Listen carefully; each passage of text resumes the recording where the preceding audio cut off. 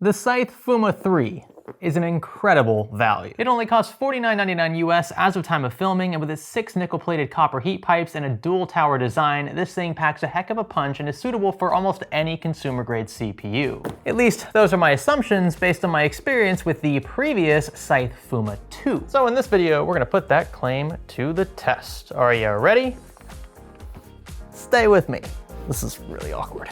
Say goodbye to thermal paste with Thermal Grizzly's phase sheets. These pads rely on a phase change material that allows them to liquefy during operation and effectively dissipate heat like paste without all the mess. In a nutshell, these are designed to last longer than normal paste thanks to thermal expansion behaviors around CPU and graphics card coolers and the resulting low viscosity of these sheets once they're up to temperature. This keeps more of the material from being, quote, pumped out after each thermal cycle, which is why they tend to last longer than traditional paste. But don't worry, they're easy to install and won't break the bank, so consider giving them a try for your next PC build. Learn more about Thermal Grizzly phase sheets by clicking the link below. To kick things off, I want to mention that this cooler supports the latest sockets from both Intel and AMD in case you're wondering. And if you're worried about clearance or fitment, since this is a larger dual tower cooler, Scythe does something very clever. But to better explain this, I think it's best we go ahead and unbox this thing.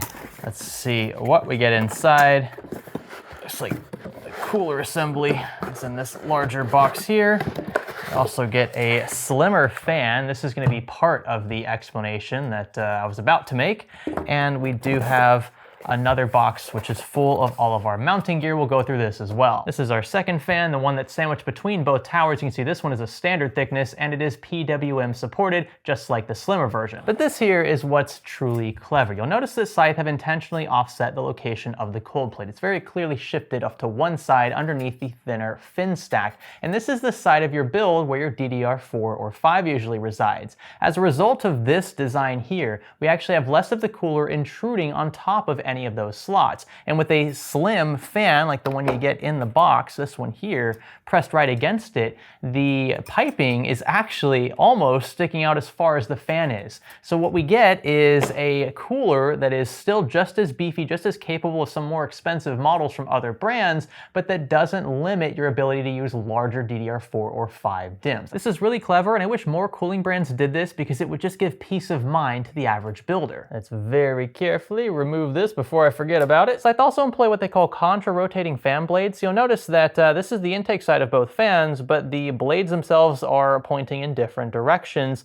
which means that they'll spin in different directions. Apparently this is better for performance. We'll be sure to run a couple of sound tests for these fans later in the video, but I wanted to quickly show you the difference in the thickness between the two. Again, this is the more standard thickness fan, what you'll find in most cases, and this thickness here is for the front fan. This is a fan that's going to sit on the outside of the thinner tower in the cooler, and this is another way for Scythe to kind of ease your concerns when it comes to compatibility. Something else you'll find in the box is this Phillips screwdriver chrome vanadium. Ooh, it's just a, it's a nice touch. This will help with the installation of the cooler a bit later in the video. Now as for mounting gear, this is what you'll need specifically for AM4 or AM5, plus the stuff here in the middle. So you'll have these 4 little plastic covers.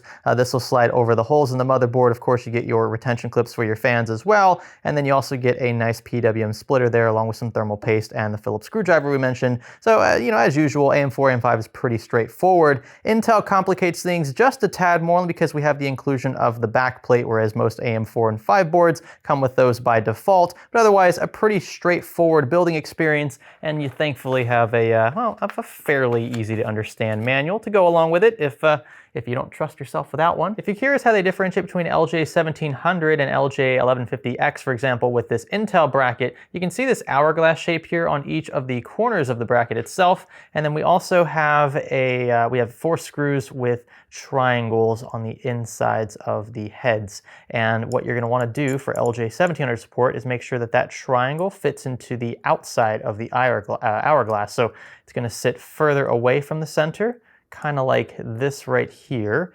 And then if you want LJ1150X support, just flip it 180 degrees, move it inward a bit like so. You can then lock each into place with one of these and you don't have to worry about the screw falling through anymore. Back to the cooler itself for a second. This is an all-around excellent build. It feels very premium in the hand. It's very heavy, which is something you want to look for in a lot of these more compact dual tower coolers. This also has 2 plastic covers atop each of the towers themselves for a sleeker design. The aluminum is bare, but that's okay again because it's going to be covered largely by these covers. And of course you have your 6 nickel-plated heat pipes that are going going to be running up from a nickel-plated cold plate. So this thing all around means business. But I do think it's interesting that Scythe doesn't mention TDP or any sort of cooling factor at all on the box or on the product webpage. Of course, the sheer size of this thing sort of speaks for itself, but especially in the case of new builders, it would be nice to know what this cooler is actually capable of. So how about we answer that then with an LGA 1700 Intel Core i9-14900 non-K platform. I actually bought this for some separate long-term stability testing, especially given what Intel's been going through lately, but I think the Scythe Fuma 3 is a great match for it. We'll stick to an X application method for the included thermal paste. I want to use the included stuff because I feel like this is what a majority of buyers will as well. And down goes the cooler.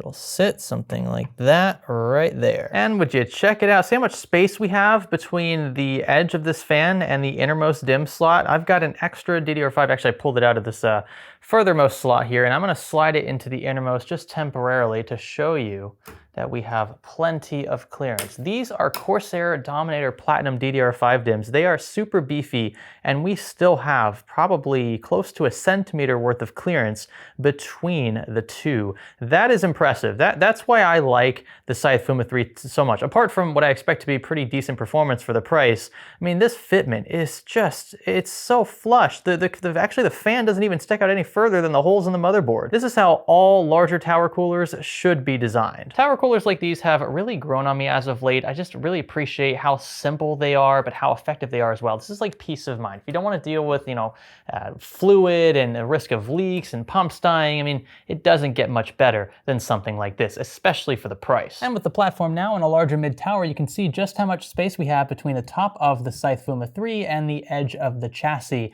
This is a case that supports up to 140 mils at the rear, mind you, and the total height of this cooler when installed is just shy of 155 millimeters. With that out of the way, it's now time to test the two most important aspects of any CPU or GPU cooler: performance, how well it cools the chip in question, and how loud it is while cooling. And in order to do that, we'll have to make a few changes. I'm not sure what I was thinking in the previous clip, but we cannot manipulate the multipliers of either P or E core banks in a 14900 non-K SKU.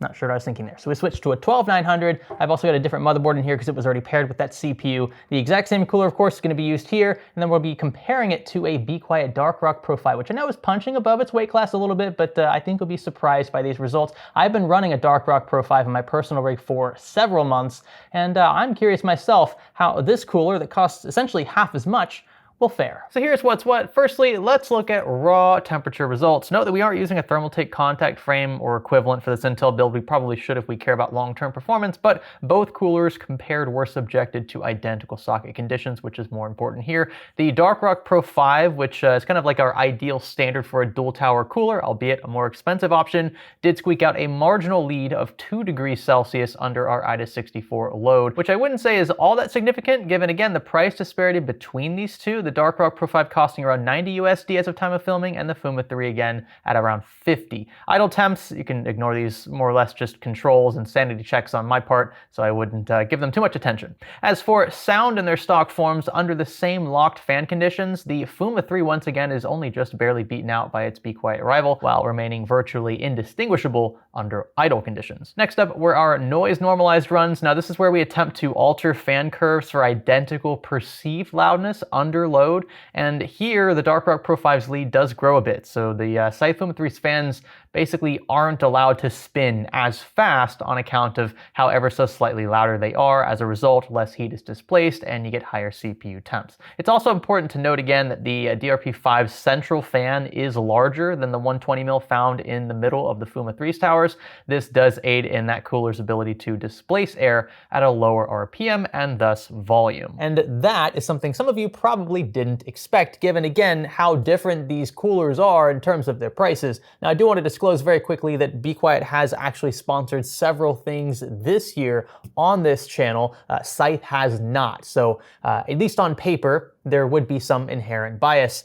If I was truly biased, I'm not sure why I would show the Fuma 3 winning and calling it the actual value champ, the one that you should probably buy in most conditions. But it's important that you know that Be Quiet has paid me. Whether or not for that cooler specifically is besides the point. I have taken money from them, and so you would expect some underlying bias. I think I've done a fair job being objective here, but you just can't trust me. I've taken money. So I recommend supplementing this review here with others, especially those channels that have, you know, thrown tons of coolers into the ring. I was only able to test 2 for the sake of this video here, but I hope to add more in the coming months. What a great cooler then. $49.99. You can find this linked below in the video description. I'll have the Dark Rock Pro 5 there as well, just to be fair to that company, since we did compare these coolers directly. But again, I imagine that most of you are gonna go after something that's in this price range or lower. There are other companies that seem to be just out of nowhere offering really competitive, really great deals on some tower coolers, including the likes of Thermalright. We have one cooler in the closet that I think will give this thing a run for its money. And this is already a great deal compared to some of the higher end options like the Noctua HD15S and the Dark Rock Pro 5. So I can't imagine how much better it could get, but I'm willing to give Thermalright and others a try. So if you have recommendations for coolers you want to see mashed up against this one, be sure to leave those in the comment section below. Thank you so much for watching this one, and stick around for the next. My name's Greg. Thanks for learning with me.